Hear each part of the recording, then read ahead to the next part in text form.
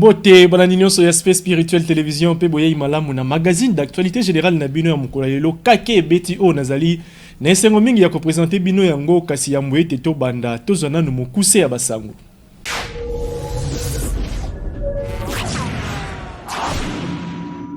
Premier ministre Jean-Michel Sama Lukonde a signé Kiwuta Sanza en novembre 2021 il est qui na likambo ya décret restructurant ya fonds ya promotion et éducation pe formation natina ya ko activer financement extra budgétaire. Na interview à Salaki Mokolo ya mardi 3 mai 2022, sénateur Denis Kambai a lobeli bolembu et gouverneur ya Okatanga a déploré déplacement ya ba élément ya police na espace Kasai Kino na Grand Katanga. Ba candidat gouverneur Misato ba lekaki na assemblée provinciale ya Maindombe pour na ko présenter projet na bango ya société Wuta et bandeli ya campagne électorale pour na élection oyo ezali prévu le 6 mai ezali koya.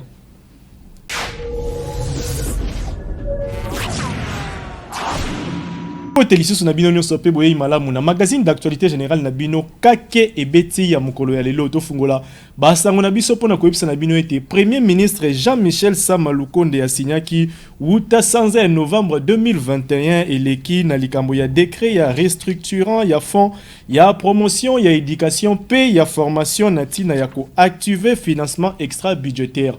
Jelina Makengo a betisi kake.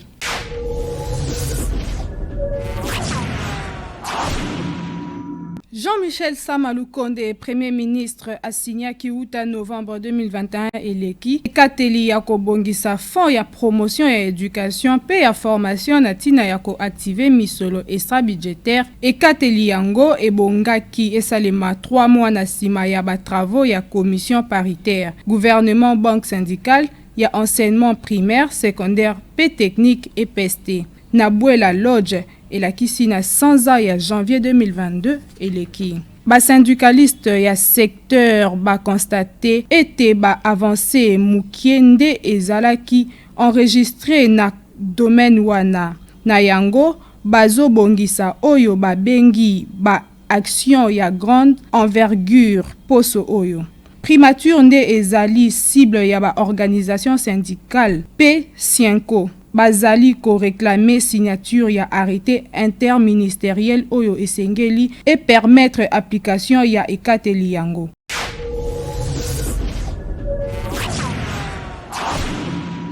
Na interview à Salaki Mokolo ya mardi 3 mai il est qui sénateur Denis Kambai a lobeli bolembu oyo gouverneur ya Okatanga a déploré déplacement ya ba élément ya police na espace Kasai Kino na Grand Katanga. Tola nanenge Jelina Makengo a betisi lisusu kake.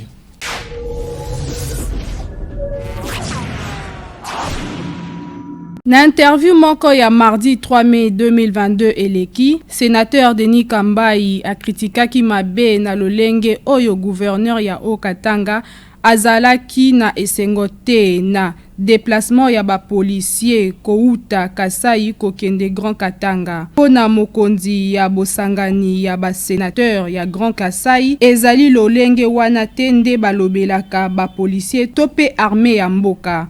Pona gouverneur ya Okatanga Jacques Kabula koleka 750 éléments ya police nationale congolaise nde balongwe Kasai na lolenge esengela kite pona kokende Grand Katanga azondi ma ete situation wana ekoki pe komema insécurité na mboka.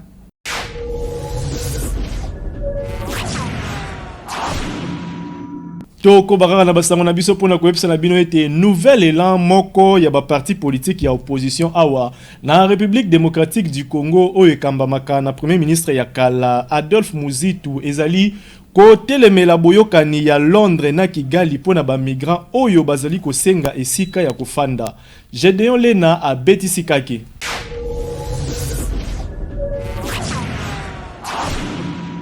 Parti oyo opposition nouvel élan boyokani oyo et signamaki le 14 avril eleki entre ministre britannique intérieur Pril Patel pe ministre rwandais ya affaires étrangères Vincent Biruta et kozala moko ya makambo oyo ko déstabiliser lisusu est ya RDC surtout que kimia nanu ezalaka te ngonga nyonso na ba viol pe ko boma oyo ba groupe armé basalaka. Nouvel élan ezali ko comprendre te mboka lokola Angleterre oyo ezali na ba densité municipalité ozali na densité ya 275 habitants na kilomètre carré moko ezondima kotinda bato nyonso bazali kosenga esika ya kofanda kuna na mboka ya Rwanda oyo ezali na densité ya makasi to pe 483 habitants na kilomètre carré moko. Me bamboka misusu ya Royaume-Uni ezali na densité ya muke lokola Pays de Galles oyo ezali na 139 habitants na kilomètre carré, Irlande oyo ezali na 119 habitants na kilomètre carré, to pe Écosse oyo ezali na 65 habitants na kilomètre carré moko. Parti Adolphe Muzitu ezali kobanga pamba te mabe nyonso ekoleka na este ya RDC mikolo oyo ekokwea kaka na moto ya gouvernement britannique. Boyeba ete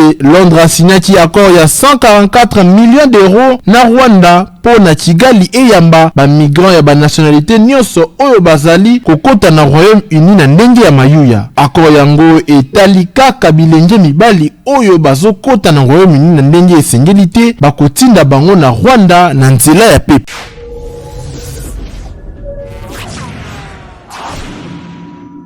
Tokende na ba province pour na koyebisa na bino ete ba candidat gouverneur misato ba lekaki na assemblée provinciale ya Mai-Ndombe pour na ko présenter projet na bango ya société wuta e bandeli ya campagne électorale pour na élection o ezali prévu le 6 mai ezali koya.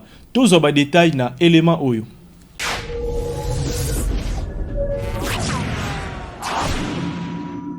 Baza misato ba candidat gouverneur oyo batambolaki na Assemblée nationale ya Mai-Ndombe pona ko présenter projet ya société na bango wuta e bandeli ya campagne électorale pona élection oyo ezali koya ya le 6 mai. Ezali wana Suzi Banjoko ya Anedek, Rita Boladula ya ACP, P. Castro Bamboka oyo azali indépendant. Candidat Suzi Banjoko apesaki nzela lundi demain eleki a présenté programme moko oyo ezotala na relance ya secteur productif, renforcement ya cohabitation pe cohésion nationale, restauration ya autorité ya l'État, amélioration ya ba condition ya vie, kolongola oyo ezali kokesanisa bato, pe consolidation ya sécurité ya bato na biloko na bango, botongi pe bokonzi ya malamu. Castro Tambola oyo azali moko ya liboso ya kozwa maloba mardi apesaki pe programme na ye na 6 priorités. Candidat ya suka ya ko-présenter liboso ya ba élus provinciaux, Rita Boladula ya ACP azali na programme oyo ezali basé na bokonzi malamu, bobateli environnement pe misusu. Boyeba ete tina mokolo oyo ba candidat mibale esi balongwe na élection. Atalisi pasi na ye na ko se conformer na bobengi ya union sacrée place wapi parti politique na ye eza.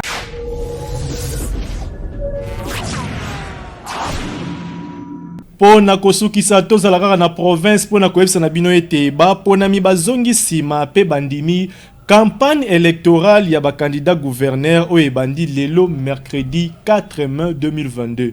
Gédéon Lena apesi biso ba détail.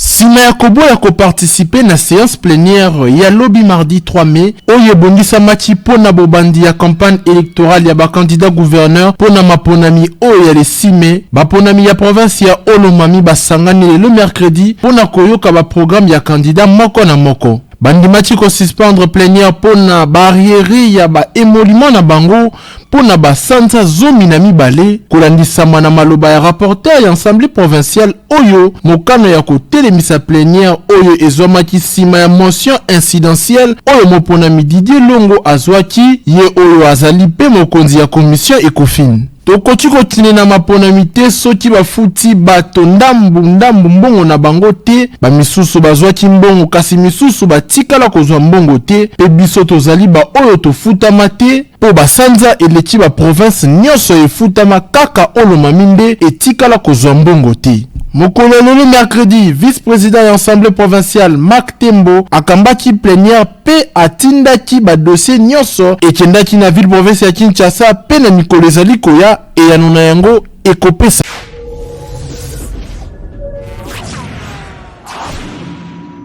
Na basango oyo nde tosukisi magazine d'actualité générale na biso ya mokolo lelo kasi yambo ete tokabwana tozwa nanu rappel des titres.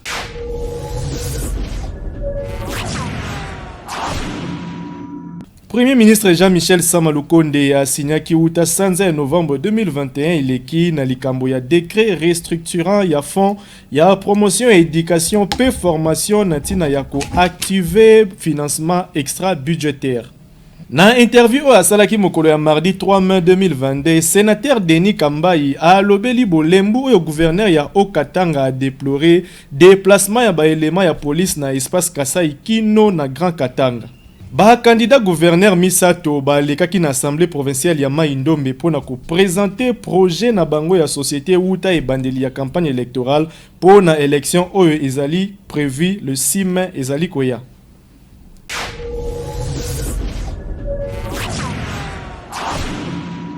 Tokomi na suka ya magazine d'actualité générale na biso ya Mukwayelo kake beti matondo na bino nyonso bozwaki libaku ya kolanda biso tika ete kimia ya tata Nzambe ezala mabota na bino ngai na bino to monani o mikolo ezali koya soki Yesu Kristo azongi te.